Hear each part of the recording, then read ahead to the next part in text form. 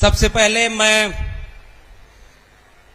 ये स्पष्ट कर दूं कि आज पहली बार पार्टी के औपचारिक मंच पर अपनी बात रखने के लिए आमंत्रित हूं और इसके लिए मैं पार्टी और उसके राष्ट्रीय अध्यक्ष आदरणीय श्री अखिलेश यादव जी का आभार व्यक्त करता हूं कि उन्होंने हमें ये मौका दिया है। और ये मौका हमारे लिए इसलिए महत्वपूर्ण है कि हम तमाम लोग इस बात को जानते समझते हैं, जब पूरे मोहल्ले और गांव में आग लगी हो तो इस बात का इंतजार नहीं किया जाता कि जब तक आग आपके घर तक न पहुंचे तब तक आप उसे बुझाने के लिए आगे ना आए। इसलिए आज हम आपके बीच में इसलिए आए हैं कि जिस वक्त भारत का संविधान खतरे में हो, सामाजिक न्याय खतरे में हो, हम सब अगर एक विचारधारा के मानने वाले लोग हैं तो हमारा ये फर्ज है, वक्त का तकाजा है कि हम सब मिल करके इस खतरे से लड़ें और इस देश और संविधान को बचाएं। इसलिए मैं आप सबके बीच में इस वैचारिक सफर का हम सफर बनने आया हूं। और आज के इस प्रशिक्षण शिविर में मुझे एक जिम्मेदारी सौंपी गई है कि जो इस समय इस पूरे प्रशिक्षण शिविर का सबसे बुनियादी विषय है, जो मुद्दा है, किस मुद्दे पर हम आम आवाम के बीच जाएंगे, कैसे उन्हें समझाएंगे कि संविधान खतरे में कैसे है और कैसे ये देश सबका देश बनेगा, उसके लिए एक बुनियादी विषय चुना गया है। वो विषय है जाति जनगणना का। सबसे पहले इस विषय पर अपनी बात रखने के पहले समाजवादी आंदोलनों की जमीन उत्तर प्रदेश और बिहार को एक साथ अगर देखें तो उत्तर प्रदेश के लोगों, आपके लिए समाजवादी जमीन बिहार ने एक हिम्मत और हौसले का मौका दे दिया है। बिहार सरकार ने अपने यहां जाति आधारित गणना भी की, उसके आंकड़े भी सार्वजनिक कर दिए हैं और उससे हमें हिम्मत मिली है। इसलिए हम बिहार के समाजवादी साथियों को क्रांतिकारी सलाम करते हैं और इस उम्मीद में यहां खड़े हैं कि हम उत्तर प्रदेश में भी जाति जनगणना के मुद्दे पर जनता को जागरूक करेंगे। और इस मुद्दे पर 3-4 बिंदु हैं जिसको लेकर के बात होनी चाहिए।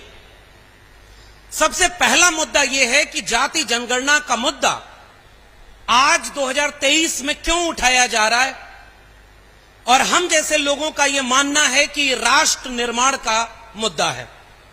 यह किसी जाति के हित के लिए नहीं, किसी जाति के खिलाफ नहीं, किसी जाति को ज्यादा किसी को कम देने के खिलाफ है, सभी को बराबर बनाने के लिए है।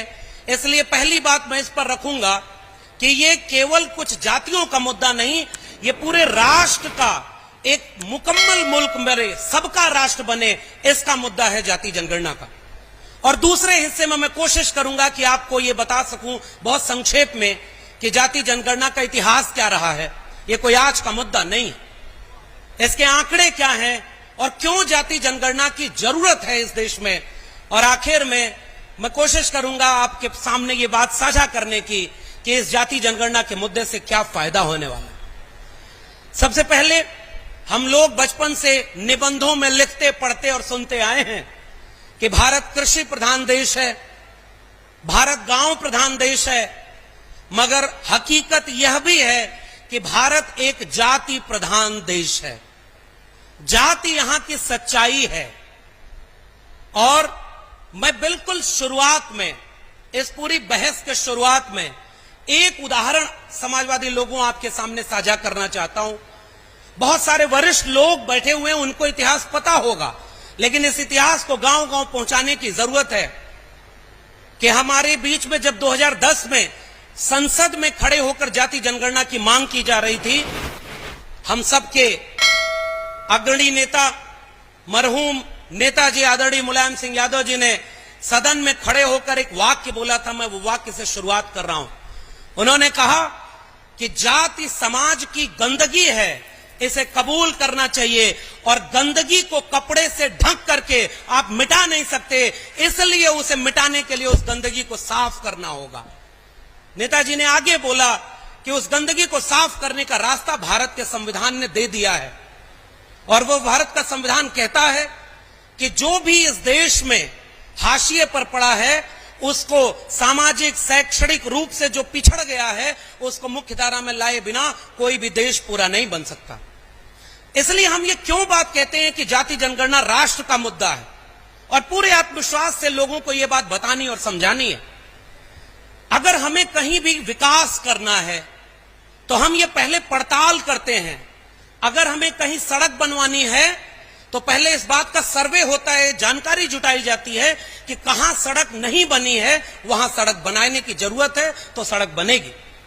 कहां नाली नहीं बनी है तो पहले आंकड़े जुटाए जाएंगे, किसके पास घर नहीं है उसके आंकड़े जुटाए जाएंगे।